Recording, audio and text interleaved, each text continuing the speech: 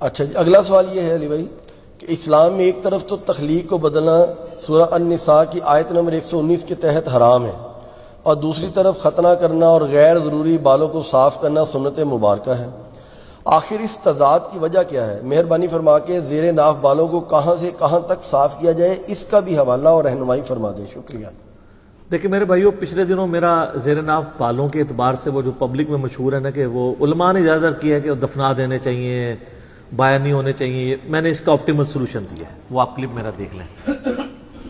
پہلے میں دوسرے پورشن کو ایڈریس کرتا ہوں کہ زیر ناف بال کہاں سے کہاں تک کاٹنے چاہیے۔ پہلے اس کی حکمت آپ سمجھ لیں، یہ غیر ضروری بال جو صاف کیے جاتے ہیں، یہ وہی بال صاف کیے جاتے ہیں جہاں پر پسینہ جمع ہوتا ہے، کیونکہ پسینہ جمع ہونے کی وجہ سے وہاں پہ بدبو پیدا ہوتی ہے، تو اسلام نے یہ پاکی کا نظام رکھا ہے۔ اب یہ دیکھیں، یہ والی جو جگہ ہے بغلوں کے نیچے والی، اس میں پسینہ جمع ہوتا ہے، یہ بال اگر آپ ریموو نہیں کریں گے تو آپ کو بدبو آئے گی۔ اکثر جو مسلمان غیر مسلم ملکوں میں جاتے ہیں تو کہتے ہیں جو کافروں کو بڑی بو آمدی ہے جی، وہ کافروں سے بو اس لیے آ رہی ہوتی ہے کہ وہ پاکی نہیں کر رہے ہوتے، وہ بھی وہ ساری چیزیں کریں، کلمہ نہ بھی پڑھیں، اس کو روحانی مسئلہ ہمارے لوگ سمجھ رہے ہوتے ہیں جی، ٹھیک ہے، حالانکہ خود نماز بھی نہیں پڑھتے۔ ضرور تو آپ سے بھی بدبو آنی چاہیے، کیونکہ صحیح مسلم میں 246 نمبر حدیث ہے، بندے کے کفر اور ایمان، شرک اور ایمان میں فرق نماز ہے، لیکن اللہ نے دنیا میں پردہ ہی رکھا ہوا ہے، وہ بدبو کی وجہ ان کی پاکی نہ کرنا ہوتا ہے۔ پاکی کریں تو آپ دیکھ لیں، کوئی مسئلہ نہیں ہوگا، نہیں آئے گی بدبو۔ کرسچنز میں کتنے لوگ ہیں جو یہ کرتے ہیں، جوز میں بھی ہیں جو کرتے ہیں۔ تو یہاں پہ پسینہ جمع ہوتا ہے، اس لیے نبی علیہ السلام نے اس کو مشروع فرمایا۔ صحیح مسلم میں حدیث ہے، نبی علیہ السلام نے زیر ناف بال، بغلوں کے بال اور ناخنوں کے لیے 40 دن کی مدت مقرر فرمائی ہے کہ 40 دن میں ایک دفعہ تو لازمی کرنا ہے، ویسے تو ہر ہفتے میں ایک دفعہ کرنے چاہیے۔ مسلم شریف میں حدیث ہے، بخاری مسلم دونوں میں حدیث ہے کہ جمعے کا غسل ہر مسلمان پہ، مرد و عورت کے اوپر، مسلم کے اوپر، اس میں مسلم کے الفاظ ہیں سر، بریلوی دیوبندی نہیں ہے، اہل حدیث نہیں، شیعہ نہیں، یہ واجب ہے۔ اور اس کی ایکسپلینیشن صحیح مسلم میں کہ ہفتے میں کسی ایک دن کریں، جمعے کا دن ہو تو زیادہ بہتر ہے، جس میں الفاظ ہیں جس میں وہ اپنے جسم کی صفائی کرے۔ صفائی میں صرف میل اتارنا نہیں ہے، یہ غیر ضروری بالوں کو بھی صفائی کہا جاتا ہے، یہ عربی لنگوسٹک میں محاورتاً بات یوز ہوتی ہے، جیسا کہ بخاری کے اندر حدیث موجود ہے کہ نبی علیہ السلام نے فرمایا کہ جب بچہ پیدا ہو تو اس کی طرف سے عقیقہ کرو اور اس سے گندگی کو دور کرو، اور ترمذی ابو داؤد میں وہ گندگی کیا ہے، اس کے بال ریموو کرنے ہیں آپ نے، جس میں کہتے ہیں چانڈ لوانا، اور وہ فرمایا کہ 7ویں دن عقیقہ کرو، ترمذی ابو داؤد میں اس کا نام رکھو اور اس سے گندگی دور کرو، اس کی طرف سے صدقہ اور خیرات کرو۔ تو یہ ان جگہوں پہ پسینہ جمع ہوتا ہے۔ اسی طریقے سے جو ران کے جو جوڑ ہیں وہاں پہ پسینہ جمع ہوتا ہے، جس کو آپ یعنی تھائی کہہ لیں، تو تھائی پوری کے بال ریموو نہیں کرنے ہوتے، صرف اتنے حصے کے جو شرمگاہ کے ساتھ ٹچ کر رہا ہوتا ہے۔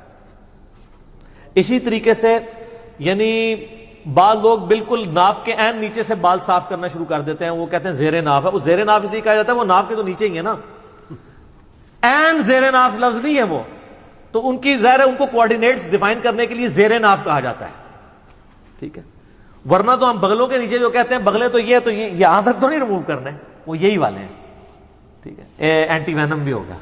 تو زیر ناف سے مراد ہے کہ جتنے حصے میں یعنی شرمگاہ ٹچ کرتی ہے، چاہے وہ ران والا حصہ ہو یا اوپر والا، اور اس کا بڑا آسان طریقہ ہے کہ پیٹ کا جو جوڑ ہے نچلے دھڑ کے ساتھ، جہاں پہ پیٹ ختم ہوتا ہے نا، وہ ناف سے تھوڑا نیچے جا کے ختم ہوتا ہے، اس کے بعد سے جو حصہ ہے نا وہ آپ نے بال صاف کرنے شروع کرنے ہیں۔ شرمگاہ کے اوپر جتنے بال ہیں، دائیں بائیں جو حصہ شرمگاہ سے ٹچ کرتا ہے یعنی وہ جہاں پہ پسینہ جمع ہوتا ہے وہ، حتیٰ کہ جو بڑے استنجا کرنے کی جگہ ہے وہاں تک، پیٹھ وغیرہ کے بال ریموو کرنے کی ضرورت نہیں، یہ اتنے پورشن کے۔ تو یہ اکثر لوگ پوچھتے ہیں، اچھا ہو گیا اس کو میں نے کلیئر کر دیا، اب آ جائیں وہ اس کے پچھلے پورشن کی طرف، اس سے جو پہلے والا پورشن تھا۔ سورہ نساء کی آیت نمبر 119 کا آپ نے حوالہ دیا، وَلَآمُرَنَّهُمْ فَلَيُغَيِّرُنَّ خَلْقَ اللَّهِ، شیطان نے کہا تھا اے اللہ میں تیری مخلوق کو ابھاروں گا کہ وہ تیری تخلیق کو بدلیں گے، اور پھر اس کے بعد آتا ہے وہ جانوروں کے کان چیریں گے۔ اس کے تحت جو بھی تخلیق کو بدلتا ہے وہ حرام کا مرتکب ہے، کوئی شخص اپنے آپ کو خصی نہیں کر سکتا، حرام کا مرتکب ہے۔ کوئی عورت ایسی ایکٹیویٹی پرفارم نہیں کر سکتی وہ مردوں کی طرح دکھے، حرام کی مرتکب ہوگی۔ بخاری مسلم کی حدیث ہے، ان عورتوں پہ لعنت جو مردوں کی مشابہت کریں، ان مردوں پر لعنت جو عورتوں کی مشابہت کریں۔ مرد کو اللہ تعالیٰ نے داڑھی دی ہے. اب داڑھی کو مڈانا قرآن حکیم میں سورہ نساء کی آیت نمبر 119 کے تحت عورتوں کی مشابہت بھی ہے اور تخلیق کو بدلنا ہے, کیونکہ عورت کی داڑھی نہیں اگی ہوئی, الٹا اس کی اگا ہے تو اس نے ریموو کرنی ہے تاکہ مردوں سے مشابہت نہ بنے. اس لیے کم از کم اتنی داڑھی رکھنا جسے عرف عام میں داڑھی کہا جائے, جس طرح آپ کی ہے یا شاید افریدی صاحب کی ہے, تو وہ داڑھی جو ہے وہ آپ کو حرام کی کیٹیگری سے باہر نکال دے گی. آپ رکھیں, عورتوں سے مشابہت آپ کی نہیں ہوگی. اور مونچھیں رکھنے سے نہیں, بات کہتے ہیں مونچھیں بھی رکھ لی تو ہو جائے گی, وہ اتنے حصے میں ہوگی, ادھر پھر زنانیاں لئی کام رہے گا. پورے چہرے سے مشابہت دور کرنی ہے نا, تو وہ تخلیق بدلنا نہیں ہے. کچھ چیزیں اللہ تعالیٰ نے نیچر میں ایسی رکھی ہیں کہ جو اللہ تعالیٰ نے شرعی احکام کے طور پر نبیوں کے ذریعے فطرت کے طور پہ تعلیم کی. اللہ تعالیٰ چاہتا تو آپ ختنے سمیت بھی پیدا ہو سکتے تھے نا, بے شک, لیکن اللہ تعالیٰ نے یہ ایک شرعی فریضہ رکھنے کے لیے اسی طریقے سے آپ کو پیدا کیا. دیکھیں یہ ختنے والا تو معاملہ ہی چھوٹا ہے, باقی ہر چیز پرفیکٹ ہو کے نکل. کان کسی کاٹنے پڑتے ہیں پیدائش کے بعد, ناک کو چھوٹا بڑا کرنا پڑے تو مصیبت پڑ جاتی, ختنہ ہی صرف کروانا پڑتا ہے.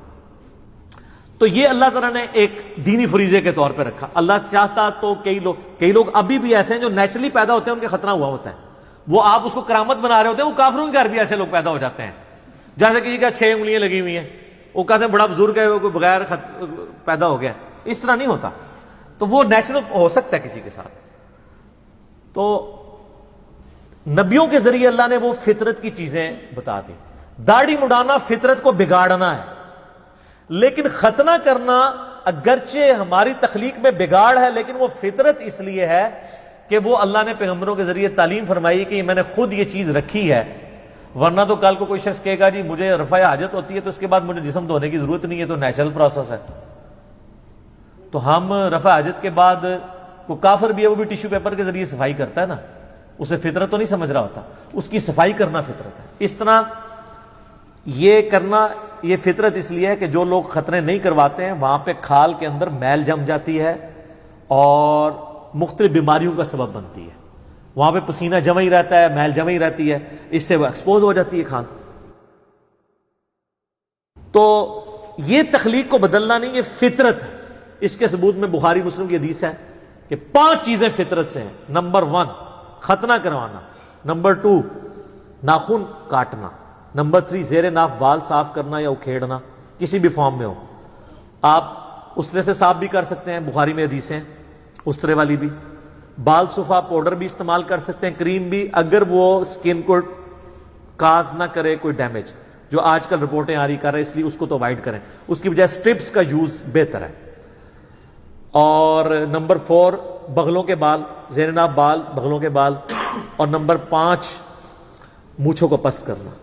اور مسلم شریف میں 10 حدیثیں ہیں فطرت میں, ان میں داڑھی بڑھانا بھی فطرت میں ہے, مسواک کرنا, کلی کرنا, یہ ساری چیزیں فطرت میں داخل ہیں. تو جو چیزیں اگرچہ بظاہر تخلیق کو بگاڑ رہی ہیں, لیکن وہ اللہ تعالیٰ نے بلٹ ان رکھی ہوئی ہیں تاکہ انسان شریعت کو اوبے کرتے ہوئے اس کو ایگزیکیوٹ کرے. وہ تخلیق کا بدلنا نہیں ہے, بلکہ وہاں پہ تخلیق بدلنا ہی فطرت ہے. اس فرق کو سمجھے. اسی طریقے سے اس میں یہ بھی یاد رکھیے گا, ایک شخص کی 6 انگلیاں نکلائی ہیں, اب اگر وہ ایک انگلی کٹوانا چاہتا ہے تو اس کا حق ہے, وہ تخلیق نہیں بدل رہا, بلکہ وہ خود تخلیق سے ہٹا ہوا ہے, ڈیمیجڈ ہے, یہ اس کی فالتو ہے, وہ ریموو کروا سکتا ہے. یہ نہیں اس کو کہا جائے گا کہ یہ تو اب تخلیق کو بدل رہا ہے. کئی لوگ ہیں جن کے تالو جڑے ہوئے پیدا ہوتے ہیں, تو اب آپ کہیں گے تخلیق نہیں بدلنی, ان کے تالو الگ کیے جاتے ہیں, ورنہ تو وہ بول ہی نہیں سکتے.